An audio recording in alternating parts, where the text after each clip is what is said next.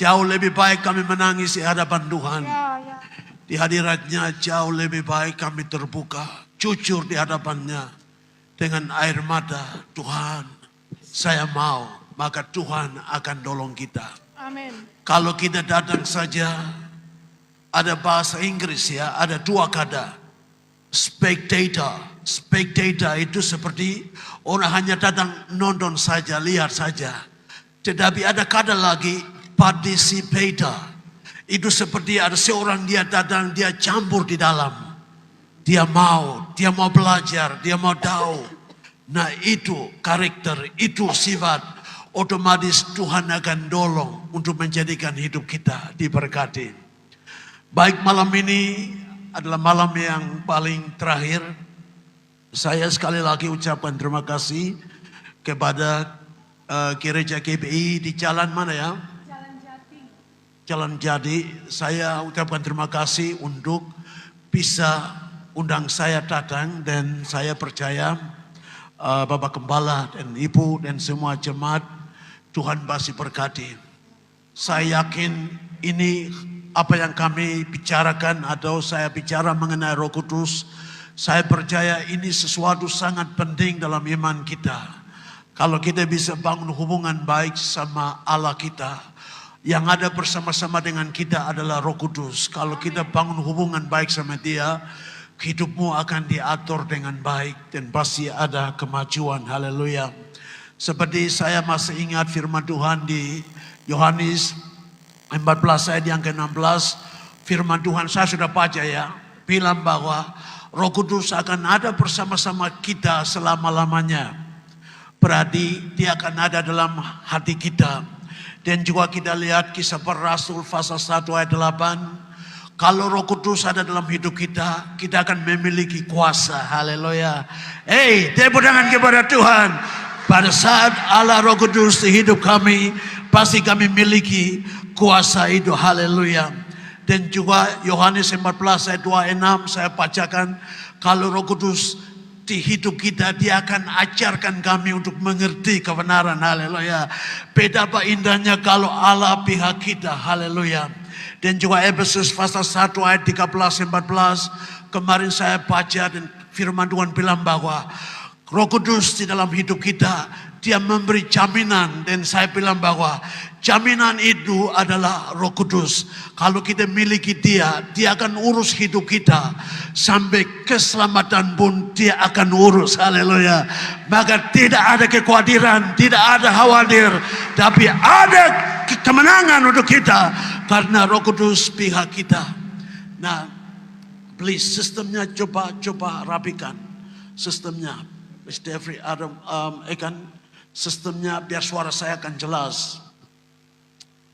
Di sini saya akan pulang besok. Tetapi saya akan bagikan firman Tuhan untuk kita. Dan saya yakin malam hari ini kita harus benar-benar terima dan fungsikan. Oke. Banyak orang dalam iman itu ada masalah. Ada banyak masalah dan orang berpikir, kenapa saya hadapi masalah terus? Masalah dalam keuangan, masalah di dalam rumah tangga, masalah di dalam ekonomi, masalah di dalam masa muda, ini pacaran sembarang atau bagaimana, masalah di dalam rumah tangga orang tua dengan anak, masalah di dalam rencana visi dan banyak hal. Masalah di dalam bagaimana menggunakan waktu dan momen. Banyak masalah yang ada di saat ini. Dan ada banyak orang katakan, kenapa saya hadapi masalah seperti ini. Tapi saya mau katakan malam ini, mari kita cepat ya. Saya akan usahakan supaya kita baca firman Tuhan saja. Untuk mengerti kenapa banyak orang merasa salahkan Tuhan, salahkan orang tua kalau dia anak muda, salahkan siapa yang ada di situ, salahkan siapa yang omong salah, salahkan semua orang karena ada saja. Tapi mari kita lihat Wahyu pasal 3 ayat yang ke-19. Ada semangat? Amin. Wahyu pasal 3 ayat yang Wahyu pasal 3 ayat yang ke-19. Barang siapa ku kasihi, ia ku tegur dan ku hajar. Sebab itu relakan hatimu dan bertobatlah. Ada amin. Di firman ini bilang bahwa barang siapa ku kasihi, ia ku tegur dan hajar. Nah, ini kata kasar. Halo? Barang siapa ku kasihi, ia ku tegur dan Kuhajar. dan Kuhajar. saya belum dengar. Dan kuhajar. Tuhan tegur dan Hajar. hajar. Nah, kalau kita perkelahian sebagai orang tua dan anak, atau suami dengan istri sudah bangun lari karena ini kata kasar. Ada yang mengerti saya? Maaf, saya juga belajar bahasa Indonesia. Tapi apa yang saya mengerti di ayat ini adalah, barang siapa ku kasihi. Ingat, hidup kami berharga di mata Tuhan. Jangan ada orang berpikir saya miskin. Jangan ada orang berpikir saya tidak punya apa-apa. Jangan ada orang berpikir aduh saya kasihan. Jangan ada orang berpikir saya sudah jatuh berapa kali. Hidup saya tidak berarti. Ingat baik-baik, Anda berharga. Amin. Di tengah-tengah musibah, masalah, kesulitan, kesusahan, ada satu rencana Tuhan untuk tegur dan arahkan kita. Di mana di bawah dia bilang bahwa sebab itu relakanlah hatimu dan Bertobatlah. bertobat Bertobat. bertobat. Bertobat. Banyak orang hadapi masalah sedikit rasa mau handam dia. Kalau kita handam dia dengan kata-kata tidak akan dapat solusi. Saya mau begini sepertinya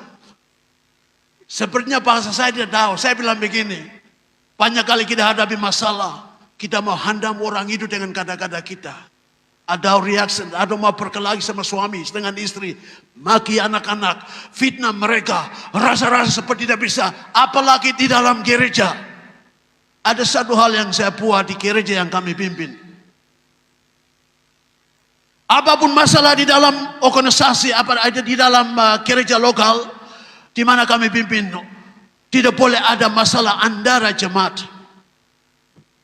Banyak kali di dalam jemaat, ada waktu kami senang, ada waktu kami merasa dia tidak baik. Mungkin saja reaksinya kita tersinggung. Mungkin saja kata-katanya kita tersinggung. Mungkin caranya kita tersinggung. Kita cepat vonis bahwa dia tidak baik. Benar atau tidak? Banyak kali kita cepat berpikir dan vonis bahwa kenapa ini terjadi. Tapi di sini firman Tuhan bilang bahwa kalau kita punya karakter masih jauh dari Tuhan. Kita punya perbuatan, kita hidup dalam dosa. Kita punya cara pikiran, ada kotornya di dalam. Dan Tuhan melihat Anda berharga. Tuhan berencana untuk Anda. Maka Tuhan harus pakai cara di mana dia harus tegur, hajar dengan masalah. Baru ada seseorang bertobat. Dan disitulah dia akan temukan Tuhan real, nyata dalam hidupnya. Kalau tidak ada masalah, orang tidak akan temukan Tuhan secara baik. Ada amin. Luar biasa, barang siapa aku kasihi, ia aku tegur dan hajar. Sebab itu, relakanlah hatimu dan apa? Bertobat. Ingat baik-baik, pertobatan itu bukan pendeta bertobat untuk jemaatnya, tidak. Iman adalah masalah pribadi. It is your decision. Keputusan adalah di tangan kita. Haleluya. Halo. Faith, it is our decision. Iman adalah keputusan kita. Tidak ada siapapun paksa untuk kita ikut Tuhan. Kami dengar dan kami mau, maka kami terima dia. Sampai hari ini kita menjadi Kristen. Kalau Tuhan mengasihi kita, dia akan pakai cara-cara menurut atau pandangan manusia itu seperti salah. Tetapi disitulah Tuhan akan membentuk hidup dan hidup itu akan jadi luar biasa. Kenapa harus ada pertobatan? Mari kita lihat ayat yang ke-20. Mari kita lihat ayat yang ke-20 firman Tuhan. Lihat, aku berdiri di muka pintu dan mengetok. Jikalau ada orang yang mendengar suaraku dan membukakan pintu, aku akan masuk mendapatkannya, dan aku makan bersama-sama dengan dia, dan ia bersama-sama dengan aku. Amin. Kasihan. Seperti saya lihat semua Bapak, kita tidak tahu apa yang Bapak omong ini. Sepertinya, karena saya lihat wajah-wajah semua seperti tidak tahu apa-apa. Tapi ingat, firman Tuhan ayat yang ke-20 dia bilang, lihat, aku berdiri di muka pintu dan mengetok. Jikalau ada orang yang mendengar suaraku dan membukakan pintu, aku akan masuk, mendapatkannya, dan aku makan bersama-sama dengan dia, dan ia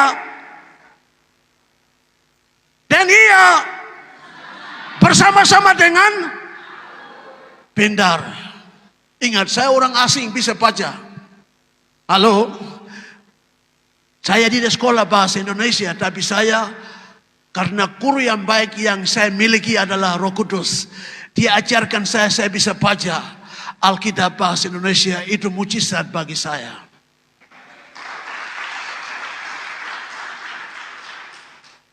Ingat, kedok pintu. Halo Pak Julius, halo, saya mau masuk. Halo. Nah, banyak orang pikir pintu rumah, tapi ingat Bapak, itulah hatimu. Setiap kali masalah datang itu, Tuhan kedok pintu. Pak Julius, buka pintu, saya mau masuk.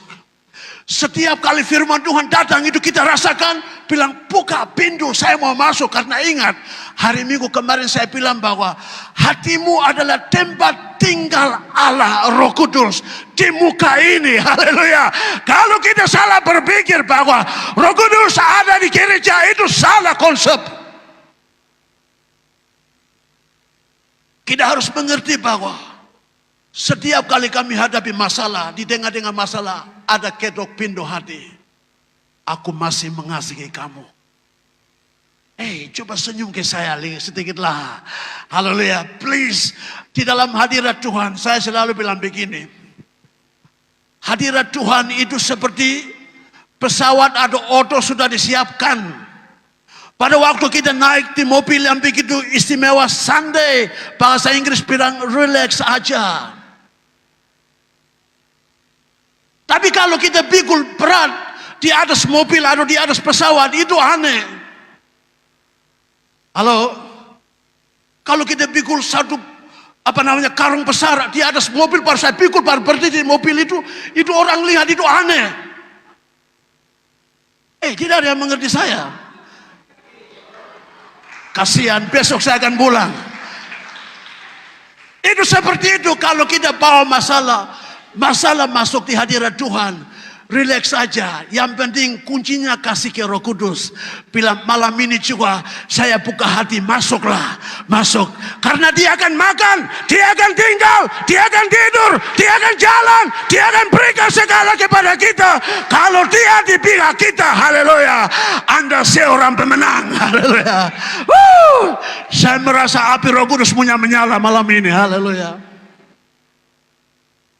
Ada yang semangat, yang merasa pada hati malam ini, ingat bahwa hadirkan Roh Kudus. Dialah obat yang sempurna. Pasti dia akan memberi pemulihan, haleluya. Tepuk tangan kepada Tuhan, haleluya. Yang merasa tidak ada hidup, tidak ada masa depan, yang merasa miskin, yang merasa tidak ada apa-apa, hadirkanlah sang kehidupan adalah Allah Roh Kudus di hidupmu. Pasti kita akan menjadi orang-orang diberkati. Sebenarnya uang itu bukan masalah. Masalah adalah pengertianmu dan keputusanmu dalam hidupmu sendiri. Banyak kali kami urus orang lain, tidak pernah sayangi dirimu, tidak pernah tahu dirimu. Bagaimana kita bisa hadirkan Tuhan dalam hidup kami kalau kami tidak tahu diri kita?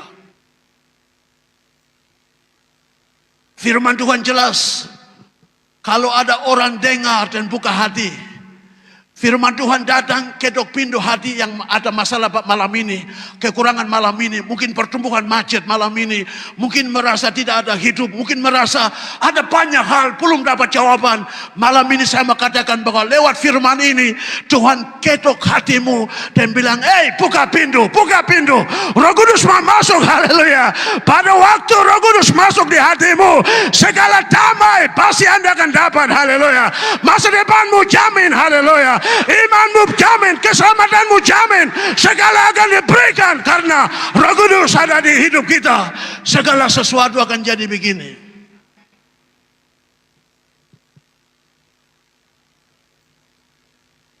Senyum.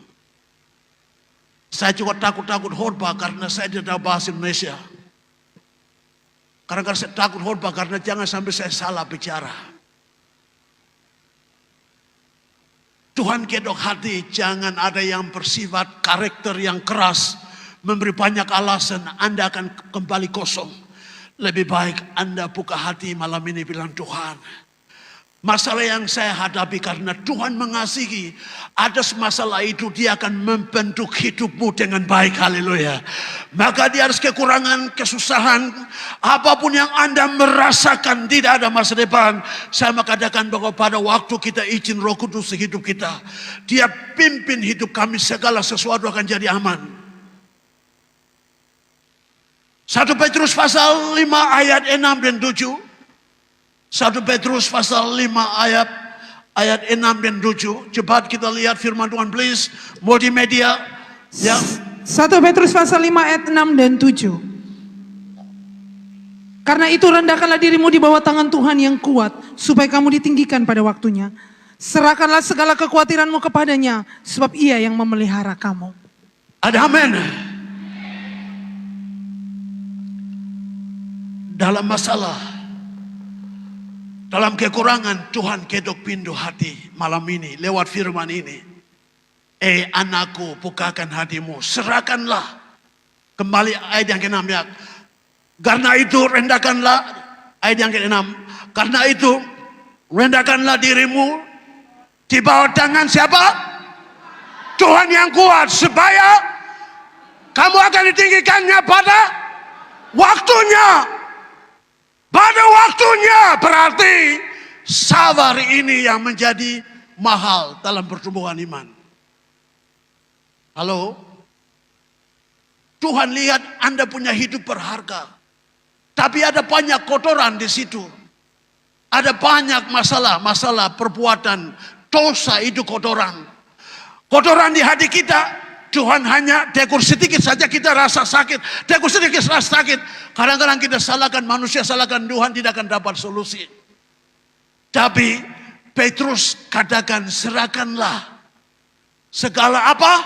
Kekhawatiranmu kepadanya, karena Dia akan pimpin hidup kita. Ayat yang ke-7 dia bilang, mari kita lihat. Serahkanlah segala kekhawatiranmu kepadanya, sebab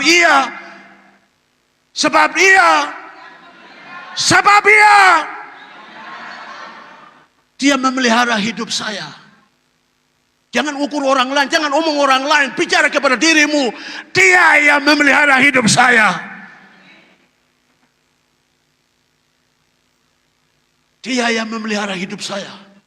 Iman ini jangan urus-urus orang lain. Datang ibadah, menyanyi. Orang ada bikin apa, Anda sudah melihat begini, mulai omong ke mereka. Lebih baik lupakan itu, urus dirimu sama Tuhan. Saya omong begini, tidak ada yang mengerti saya. Sebenarnya tidak ada orang yang mengerti saya. Saya bilang begini, iman itu jangan urus orang lain punya hidup. Jangan urus orang lain punya masalah. Urus dirimu sama Tuhan Allah yang Anda percaya. Hadirkan Dia dan bilang, Tuhan tolong saya. Maka hidupmu pada saat Tuhan bebaskan dulu, baru membawa kebenaran pergi ke orang yang susah. Maka mereka juga jalan-jalan, mereka bisa dapat jalan untuk bisa temukan Tuhan secara pribadi. Kalau kita bawa kekuatan manusia, pikiran manusia untuk pergi urus orang punya masalah, tidak akan dapat. Tidak akan dapat. Telinganya sudah antena jauh Apa yang ada omong di belakang sudah dengar. Oh, itu begini. Sebentar omong apa, kita juga bawa mulut ke sana. Lebih baik mari kita adasi diri kita sendiri sama Tuhan. Apapun terjadi dalam jemaat, biar gembala yang urus mereka. Tidak boleh bawa Anda pergi ke sana B, ke sana lagi C. Akhirnya kata satu yang benar itu dirubah-rubah, akhirnya jadi masalah.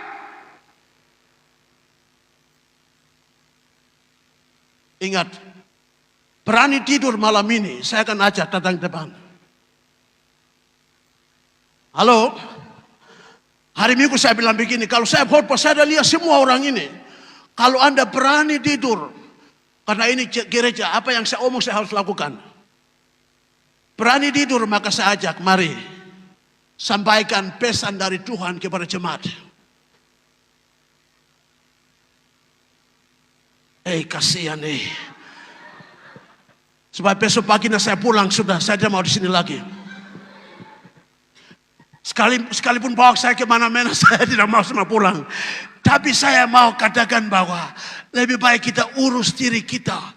Serahkanlah segala kekhawatiranmu, masalahmu, pikiranmu, segala pikiran-pikiran kotor, sifat, karakter, segala perbuatanmu serahkan. Malam ini katakan, Roh Kudus, mari masuk di hidup saya, pimpinlah hidup saya, pakailah hidup saya. Sejak saya masih kuat, sejak saya masih sehat, sejak saya bisa, saya mau lihat hari ini juga Tuhan pakai saya, maka hidupmu akan dipakai oleh Tuhan. Haleluya. Pergi kemana-mana, mujizat akan terjadi.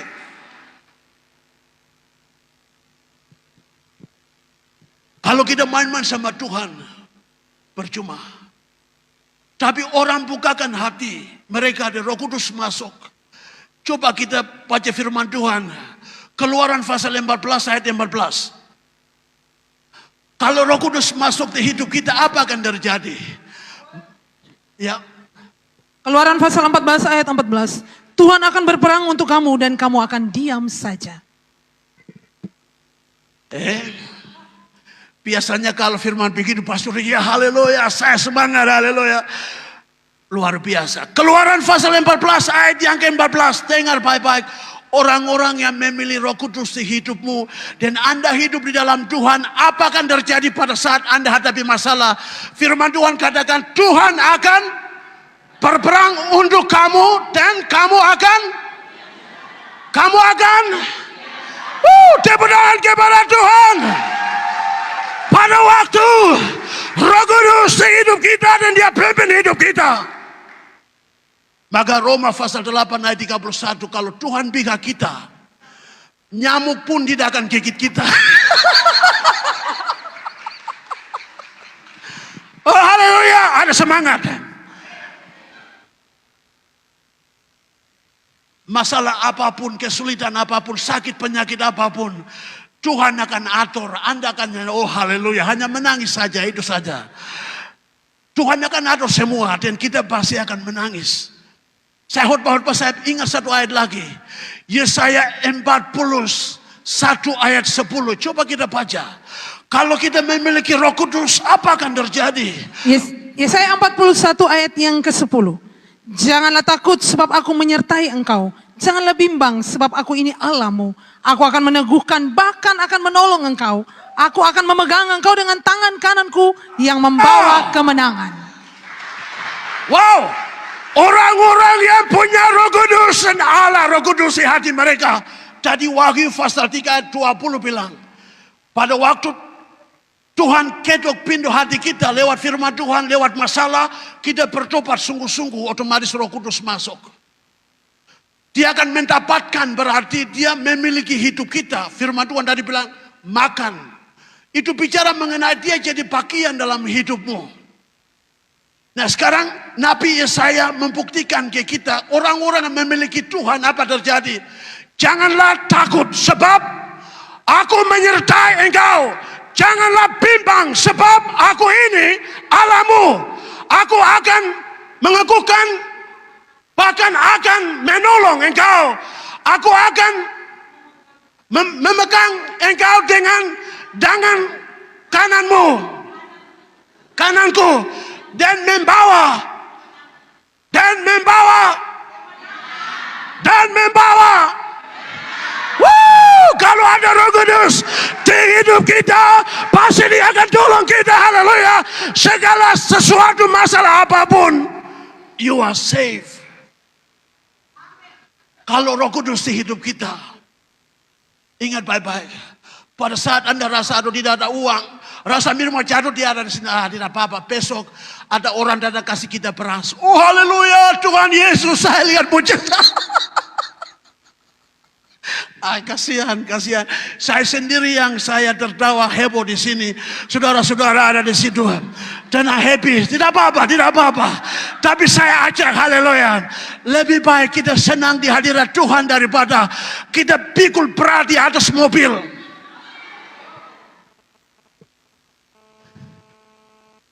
Oh haleluya. Wow, luar biasa. Saya ingat satu ayat lagi. Coba baca firman Tuhan 1 Korintus pasal 3 ayat 16 dan 17. Supaya saya berdoa, langsung saya berdoa. Haleluya. Tidak tahukah kamu bahwa kamu adalah bait Allah dan bahwa Roh Allah diam di dalam kamu. Ayat yang ke-17. Jika ada orang yang mau membinasakan bait Allah, maka Allah akan membinasakan dia. Sebab bait Allah adalah kudus dan bait Allah itu ialah siapa? Saya. Coba bicara. Bait Allah itu siapa? Saya. Tepuk tangan kepada Tuhan. Kami tahu di mana ada Roh Allah ada kemenangan. Haleluya. Saya yakin Pak Pendeta, Ibu dan Jemaat, hadirkan Roh Kudus di gereja ini. Gereja ini akan cepat penuh. Orang tidak cari organisasi. Orang cari Allah. Di mana ada Allah, di situlah banyak orang mau berada di situ. Jemaat ingat baik-baik. Firman Tuhan itu sederhana. Tapi cara gunaan dalam diri kita itu yang penting. Siapa saja bisa khotbah dengan cara apapun. Kalau kita dengar atau tidak dengar dan tidak menggunakan dengan baik, maka firman itu akan jatuh. Malam ini saya ingat satu ayat lagi. Dan saya mau katakan bahwa kalau kita memberikan diri kami kepada Tuhan, maka Tuhan akan memberi yang baik kepada kita. Orang-orang yang berbeban, orang-orang yang merasa sakit, orang-orang yang tidak ada harapan, mari kita melihat kepada Tuhan. Dan kita lihat Matius pasal 11 ayat 28 sampai 30. Coba kita lihat kalau saya salah. Matius pasal 11 ayat 28 sampai 29 30. Marilah kepadaku. Ya. Marilah kepadaku semua yang letih, lesu dan berbeban berat. Aku akan memberi kelegaan kepadamu. Pikul aku yang kupasang dan belajarlah padaku, karena aku lemah lembut dan rendah hati. Jiwamu akan mendapat ketenangan. Ayat 30. Sebab kuk yang kupasang itu enak dan bebanku pun ringan. Tepuk tangan kepada Tuhan. Yang merasa berbeban malam ini, mungkin imanmu tidak berapi-api, mungkin Anda merasa ada kelemahan dalam hidupmu, maka banyak hal yang macet, iman, pekerjaan, hidup, atau apapun visi misi, atau usaha, pendidikan, mungkin masa depan, ada banyak hal yang Anda merasa terkait dan membuat Anda tidak bergerak. Anda seperti apa yang firman Tuhan katakan di Matius pasal 11. Kalau beban itu, masalah itu masih ada, dan Anda pelihara masalah itu, tanpa sadar Anda seperti pelihara kotoran dalam dirimu. Tidak ada orang yang bilang amin. Dosa itu Anda buat, simpan, buat, bertobat, buat, sampai hari ini pun dosa itu sudah pergi. Itu akan menjadi racun, itu akan menjadi kotor dalam dirimu. Maka hambatan pertumbuhan iman. Lebih baik Anda berbeban, rasa berbeban, serahkanlah dirimu kepadanya.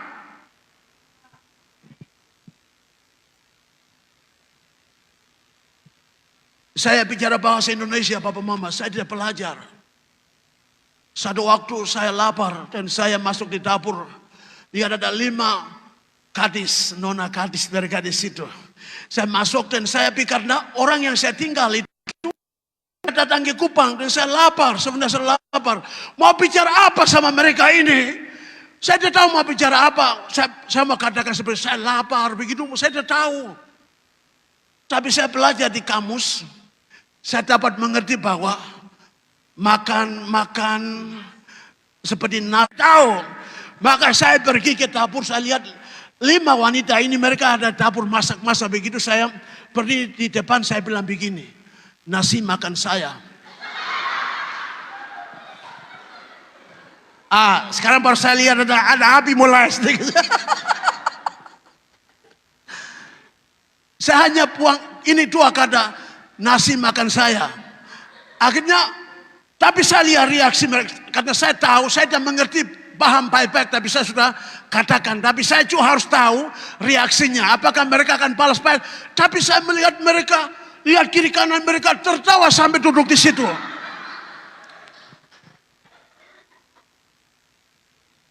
Saya merasa ini sudah terakhir, saya sudah pulang, sudah. Saya bilang saya tidak mau di Indonesia lagi karena saya harus pulang. Karena saya sudah tidak tahu bicara sempat. Tapi mereka tertawa pun mereka tidak menjelaskan saya bagaimana. Saya juga tidak tahu. Saya sedih, saya pulang ke kamar. Saya kembali ke kamar. Maka mereka mengerti bahwa saya adalah lapar ini. Maka mereka sudah masak baru suruh 1 orang katek. Katek tahu ya. Dia pendek sekali. Dia datang, dia jauh, dia bilang. Maka saya bilang ya begitu.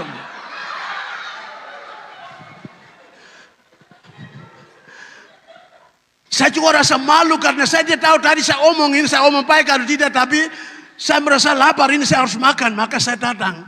Akhirnya saya lihat mereka tidak lihat saya. Mereka hanya senyum begini saja.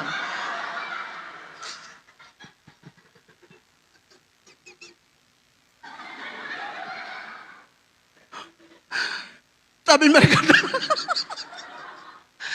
mereka taruh makanan di atas meja. Mereka bilang, saya tahu mungkin mereka omong, tapi saya tidak tahu. Mungkin mereka bilang kakak atau papa makan begitu. Tapi saya tidak tahu apa yang mereka omong, tapi saya makan. Saya kembali ke kamar, saya rasa bahwa Tuhan lebih baik saya pulang. Karena saya tidak, untuk menjadi misionaris saya harus mengerti bahasa. Saya bicara bahasa Inggris, semua mereka tidak bisa bicara sama saya.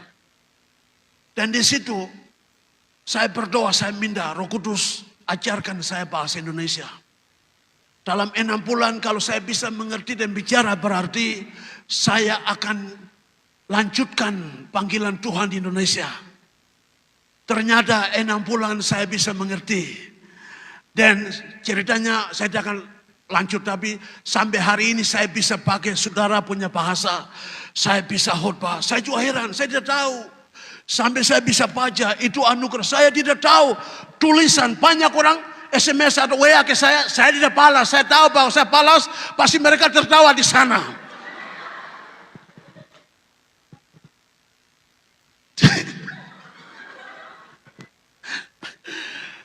Tapi saya bersyukur, guru yang sangat luar biasa adalah Allah Roh Kudus yang saya miliki di hidup saya.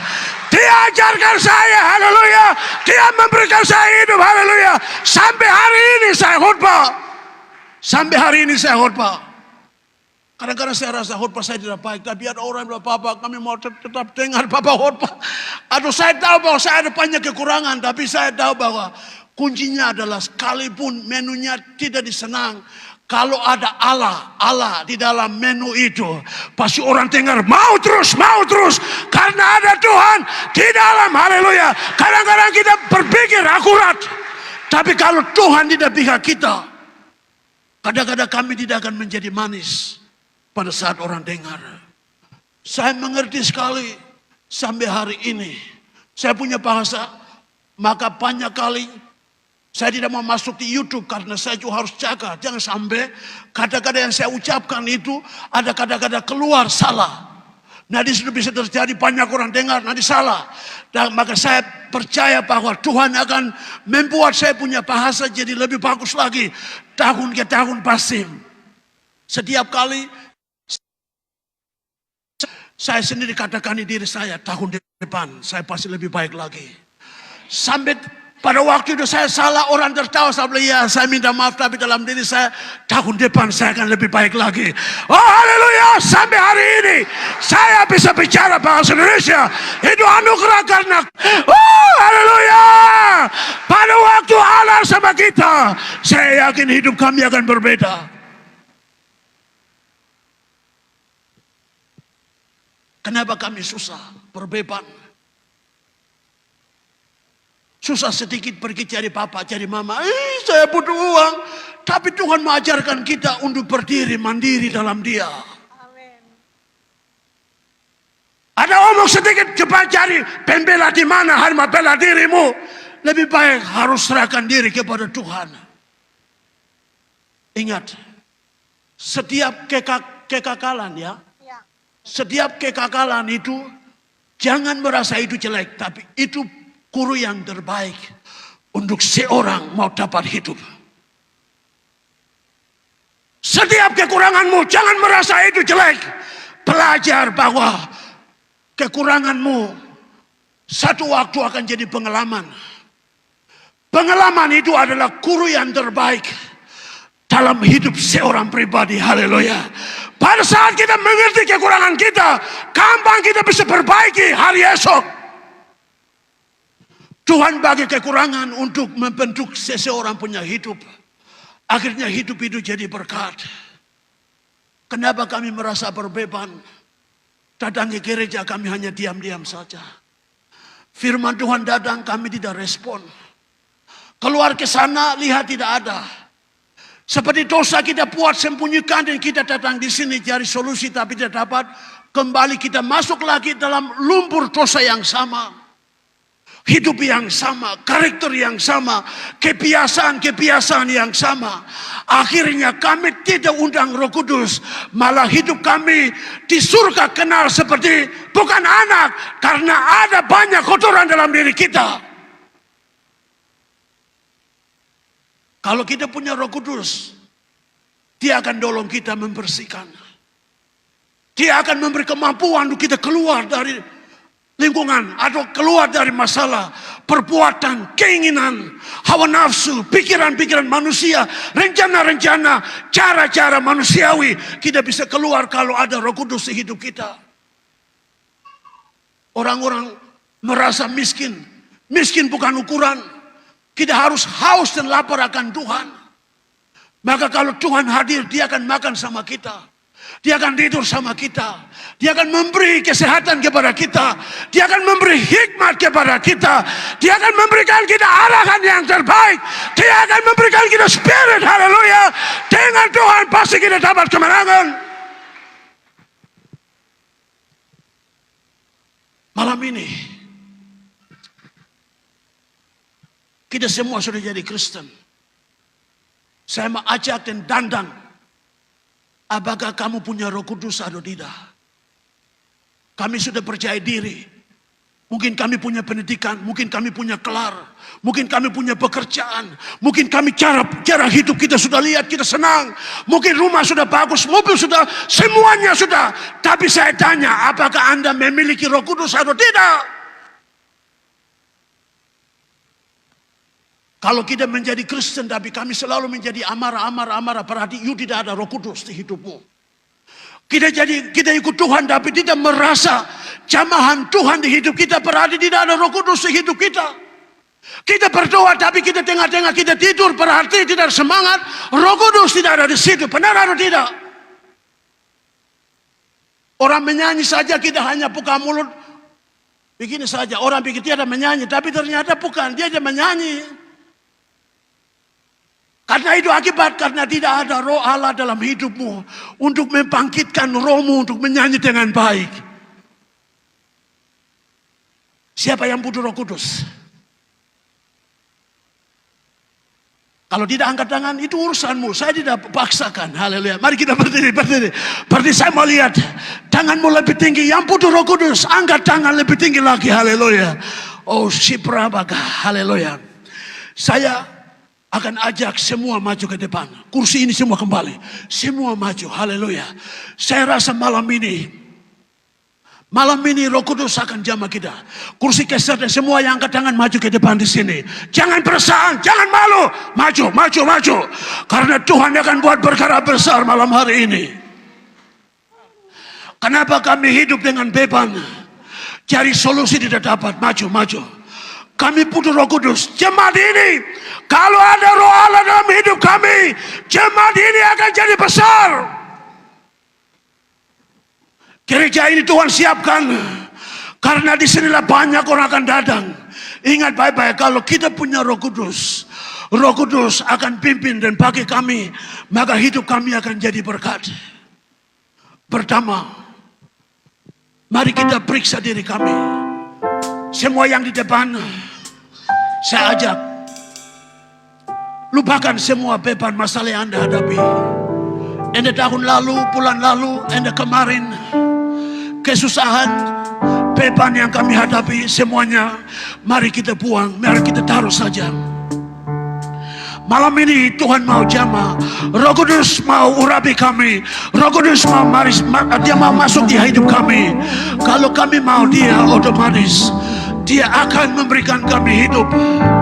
Penuhi kami